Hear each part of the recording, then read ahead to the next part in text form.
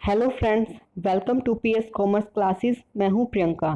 Friends, हम इस video में अकाउंटिंग का टॉपिक करने वाले हैं जिसका नाम है इंडियन अकाउंटिंग स्टैंडर्ड, या फिर इसे इंड एएस भी बोल सकते हैं। शॉर्ट फॉर्म में इसे इंड एएस बोलते हैं।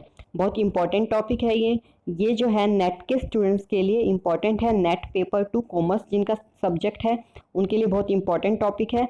साथ ही साथ बीकॉम और एमकॉम के स्टूडेंट्स जो है उनके लिए भी इम्पोर्टेंट रहेगा, या फिर कोई भी अकाउंट्स के स्टूडेंट्स हैं उन सभी के लिए इम्पोर्टेंट है। अकाउंटिंग स्टैंडर्ड इंडिया में कौन कौन से फॉलो होते हैं ये सभी जानना। तो इसमें पूरी लिस्ट मैं आपको बताऊंगी इंडियन अकाउंटिंग स्टैंडर्ड्स की। फ्रेंड्स, अगर आप लोगों ने अभी तक चैनल सब्सक्राइब नहीं किया है तो चैनल सब्सक्राइब कर लीजिए। साथ ही बेल आइकन बना होगा उसे भी प्रेस कर दीजिए ताकि मेरी वीडियोस की नोटिफिकेशन आप लोगों को मिलती रहे। आप लोग मुझे अनअकैडमी लर्निंग ऐप पर भी फॉलो कर सकते हैं। वहाँ पर प्रियंका सिंगला नाम से सर्च करेंगे तो मेरी प्रोफाइल आप लोगों को मिल जाएगी। वहाँ पर मैंने नेट के पेपर 1 और पेपर 2 कॉमर्स के लिए बहुत सारे कोर्सेज बना रखे हैं, वहाँ से आप देख सकते हैं। तो चलिए स्टार्ट करते हैं हमारे टॉपिक को, जो कि है इंडियन अकाउंटिंग स्टैंडर्ड यानी कि इंड एएस। उससे पहले फ्रेंड्स, हमने एक वीडियो की थी आईएफआरएस की, जहाँ पर इंटरनेशनल फाइनेंशियल रिपोर्टिंग स्टैंडर्ड्स जो थे वो डिस्कस किए थे। वहाँ पर मैंने आपको बताया था कि इंड एएस किस तरह से लिए गए हैं। अगर आप लोगों ने वो वीडियो नहीं देखी है तो पहले वो वीडियो देखिएगा, आपको अच्छे से समझ में आ जाएगा इंड एएस के बारे में। तो इंड एएस जो है आईएफआरएस को ही कन्वर्ट करके बनाए गए हैं, तो यानी कि आईएफआरएस को भी इनमें शामिल किया गया है। ये सभी डिटेल में मैंने आईएफआरएस वाली वीडियो में बताया, वहाँ से आप लोग देख लीजिएगा। वीडियो का लिंक आपको इसी वीडियो के डिस्क्रिप्शन बॉक्स में मिल जाएगा। तो चलिए हम स्टार्ट करते हैं। इंड एएस सबसे पहले है इंड एएस 101, जो कि है first time adoption of Indian as. First time जब अडॉप्ट किया था इंडिया एएस का, उसका है। देन नेक्स्ट आता है इंडिया एएस 102, जो कि है शेयर बेस्ड पेमेंट का। तो देखिए ये वही है जो आईएफआरएस में थे, क्योंकि हमने क्या है आईएफआरएस में ही कुछ अपने इंडियन स्टैंडर्ड्स ऐड किए हैं और उसको मिलाकर इंड एएस बना है। यानी कि इसमें आईएफआरएस भी इंक्लूड है और कुछ और एक्स्ट्रा स्टैंडर्ड्स हैं। ठीक है, तो 103 है बिजनेस कॉम्बिनेशन का। देन 104 है इंश्योरेंस कॉन्ट्रैक्ट का। जो भी इंश्योरेंस से रिलेटेड कॉन्ट्रैक्ट्स होते हैं उनकी अकाउंटिंग कैसे होगी वो 104 में है। देन 105 है non current assets hold for sale and discontinued operations. जो भी नॉन करंट एसेट्स हैं वो हमने सेल के लिए होल्ड की हुई हैं या फिर डिसकंटिन्यूड ऑपरेशंस है, वो सभी 105 में दिया गया है। देन 106 आता है exploration for and evaluation of mineral resources. ये अभी हम पीछे आईएफआरएस की वीडियो में पढ़ चुके हैं ये सभी, तो यहाँ से याद रखना आपको आसान रहेगा।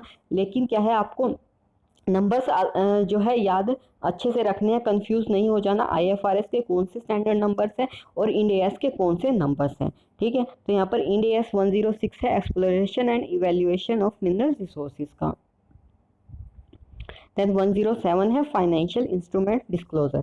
फाइनेंशियल इंस्ट्रूमेंट को किस तरह से डिस्क्लोज करना है ये सभी 107 में बता रखा है, तो इसी के अकॉर्डिंग हमें डिस्क्लोज करना होता है फाइनेंशियल इंस्ट्रूमेंट्स को। देन 108 आता है ऑपरेटिंग सेगमेंट्स। 109 है फाइनेंशियल इंस्ट्रूमेंट्स का और 1010 है कंसोलिडेटेड फाइनेंशियल स्टेटमेंट्स का। अभी हम आईएफआरएस वाली वीडियो में पढ़ चुके हैं कंसोलिडेटेड फाइनेंशियल स्टेटमेंट क्या होती है, तो आप सभी को पता होगा।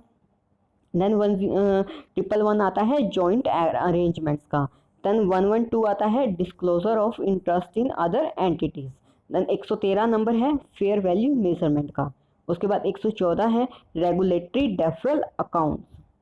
115 है revenue from contracts with customers.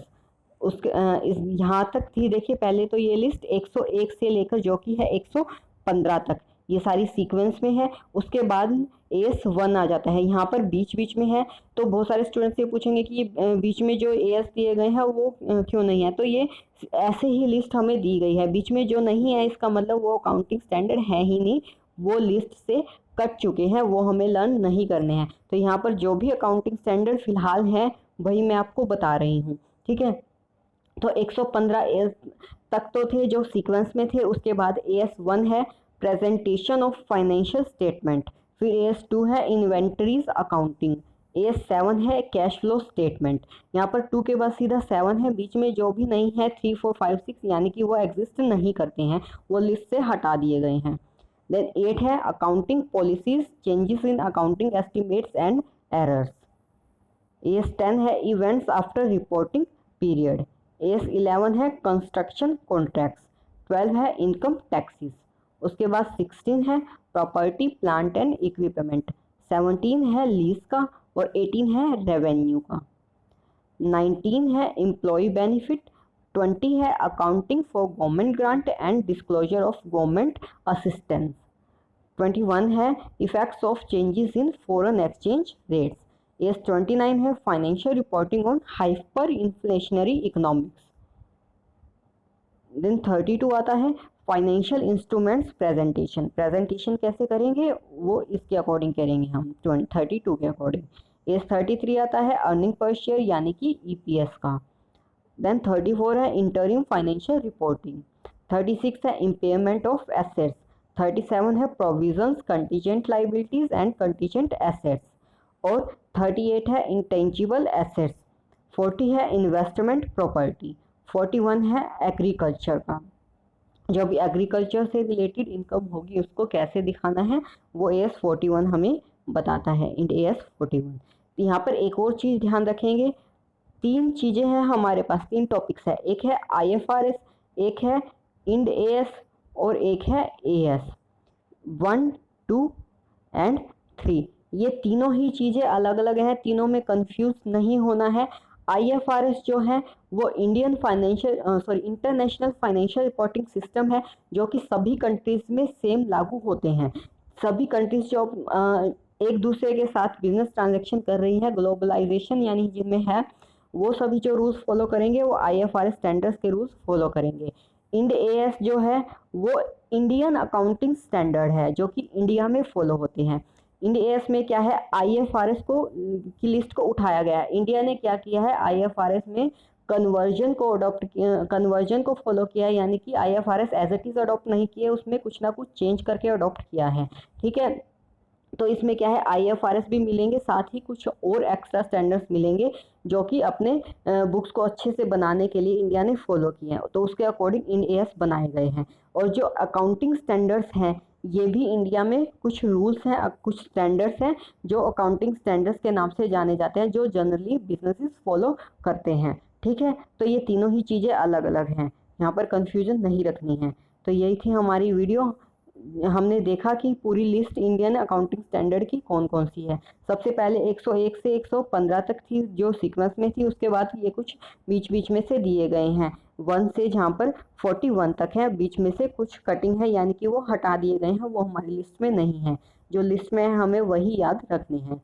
तो यही थी आज की वीडियो। अगर वीडियो अच्छी लगी हो तो लाइक कीजिए, शेयर कीजिए, कमेंट करके मुझे बताइए कैसी लगी है, या कोई चीज़ समझ नहीं आती है तो वो भी कमेंट के ज़रिए आप पूछ सकते हैं। Thank you so much.